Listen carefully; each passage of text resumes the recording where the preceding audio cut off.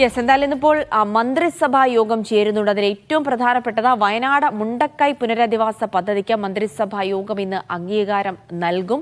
എന്തായാലും ആ ഒരു പുനരധിവാസത്തിലേക്ക് കടക്കാനുള്ള സമയം അതിക്രമിച്ചിരിക്കുന്നു. ആളുകളൊക്കെ കാത്തിരിക്കുകയാണ്. പലരും ഇപ്പോഴും വാടക വീടുകളിലൊക്കെ കഴിയുന്നു. അപ്പോൾ അവർക്ക് ശാശ്വതമായ ഒരു പുനരധിവാസ പദ്ധതി ഉറപ്പാക്കാനുള്ള നടപടിക്രമങ്ങളിലേക്ക് മന്ത്രിസഭാ യോഗം കടക്കുകയാണ്. കഴിഞ്ഞ മന്ത്രിസഭാ യോഗത്തിൽ ചീഫ് സെക്രട്ടറി ശാരദാ മുരളീധരൻ അവതരിപ്പിച്ച കരട് പദ്ധതിക്കാണ് അംഗീകാരം നൽകുന്നത്. ബാധിതർക്ക് 1000 ചതുരശ്ര അടി വീതമുള്ള ഒറ്റ നിലയുള്ള വീടുകളാണ് ലക്ഷ്യം വെക്കുന്നത്. 2 ടൗൺഷിപ്പുകൾ ഒറ്റ ഘട്ടമായി വികസിപ്പിക്കും. വീടുകൾ നിർമ്മാണത്തിന് വാഗ്ദാനം നൽകിയ സ്പോൺസർമാരുമായും രാഷ്ട്രീയ പാർട്ടികളുമായും മുഖ്യമന്ത്രി ഉച്ചയ്ക്ക് നേരിട്ട് ചർച്ച നടത്തും. സാജിദ് അജ്മലാണ് വാർത്തയുടെ വിശദാംശങ്ങൾ നൽകുന്നത്. സാജിദ്, എന്തായാലും പുതുവർഷത്തിൽ മുണ്ടക്കൈ ദുരന്തബാധിതർക്ക് ആശ്വാസകരമാകുന്ന വാർത്തകളാണ്. എന്തായാലും ആദ്യഘട്ട പദ്ധതിയിലേക്കൊക്കെ കടക്കുന്നുണ്ട്. മാത്രമല്ല, സർക്കാരിന് ഒറ്റയ്ക്ക് ഇത് നടപ്പാക്കാൻ സാധ്യമല്ല. കാരണം 750-ലധികം കോടി രൂപ ചെലവ് പ്രതീക്ഷിക്കുന്നുണ്ട്. മാത്രമല്ല, ഒരുപാട് പേർ സ്പോൺസർഷിപ്പ് നൽകാനൊക്കെ രംഗത്തെത്തിയിട്ടുണ്ട്. അപ്പോൾ എല്ലാം കൂടി സംയോജിപ്പിച്ചുകൊണ്ട് എങ്ങനെ പദ്ധതി മുന്നോട്ട് കൊണ്ടുപോകാനാണ് സർക്കാരിന്റെ ഒരു കരട് പ്ലാൻ ഉള്ളത്?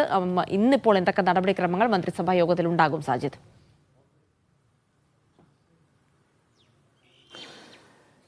ജിൽസി, 2024 കേരളത്തിലെ ഏറ്റവും വലിയ ദുഃഖം എന്ന് പറയുന്നത് ഈ വയനാട്ടിൽ ഉണ്ടായ ഉരുൾപൊട്ടലായിരുന്നു. മുണ്ടക്കൈ, അതുപോലെ തന്നെ പുഞ്ചിരിമറ്റം, ചൂരൽമല 3 ഗ്രാമങ്ങൾ പൂർണ്ണമായും ഇല്ലാതായി.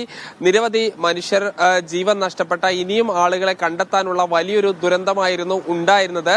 ഈ ദുരന്തത്തിന്റെ പുനരധിവാസവുമായി ബന്ധപ്പെട്ട് അതിന്റെ തുടക്കം മുതൽ തന്നെ പലതരത്തിലുള്ള ചർച്ചകൾ നടന്നിരുന്നു. കേന്ദ്ര സർക്കാരിൽ നിന്ന് വലിയൊരു സഹായം പ്രതീക്ഷിച്ചെങ്കിലും അത് ലഭിച്ചില്ല.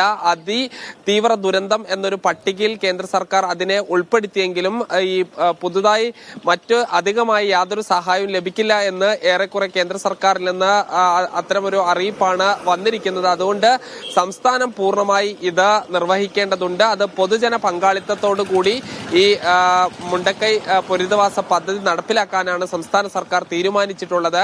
കഴിഞ്ഞ ആഴ്ച തന്നെ ഈ നേരത്തെ ചീഫ് സെക്രട്ടറി അവതരിപ്പിച്ച ഈ കരടിലെ അംഗീകാരം കഴിഞ്ഞ ആഴ്ചയിലെ മന്ത്രിസഭാ യോഗം നൽകേണ്ടതായിരുന്നു. പക്ഷേ MTയുടെ വിയോഗത്തെ തുടർന്ന് അത് മാറ്റിവെക്കുകയായിരുന്നു.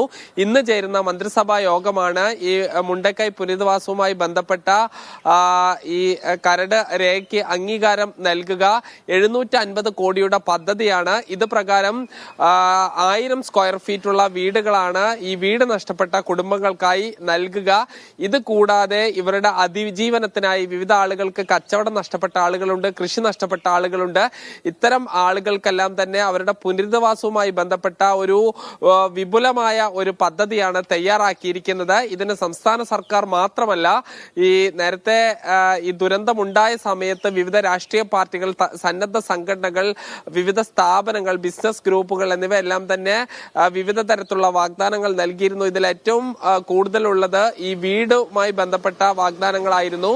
ഇതിന് ഓരോ സംഘടനകൾ ചെയ്യുക എന്നുള്ളതിന് അപ്പുറം അതിനൊരു കോർഡിനേഷൻ വേണമെന്നുള്ളതാണ് സംസ്ഥാന സർക്കാരിന്റെ വിലയിരുത്തൽ. അതുകൊണ്ട് ഇത്തരം സംഘടനാ പ്രതിനിധികളുമായി മുഖ്യമന്ത്രി തന്നെ നേരിട്ട് യോഗം ചേരും. പിന്നീട് മന്ത്രിമാർ, റവന്യൂ മന്ത്രി ഉൾപ്പെടെയുള്ള ആളുകളും പ്രധാനപ്പെട്ട IAS ഉദ്യോഗസ്ഥരും ഇത് കൃത്യമായി മോണിറ്റർ ചെയ്യുക എന്ന രീതിയിലായിരിക്കും കാര്യങ്ങൾ പോവുക. എന്തായാലും എന്തൊക്കെയാണ് ഈ പദ്ധതിയിൽ ഉൾപ്പെടുത്തിയിട്ടുള്ളത് എന്നതടക്കമുള്ള കാര്യങ്ങൾ ഇന്ന് വിശദമായി ഒരുപക്ഷെ ഈ സർക്കാർ പുറത്തുവിടും. മന്ത്രിസഭ അതിന് അംഗീകാരം ഇന്ന് നൽകും. ജിൽസി.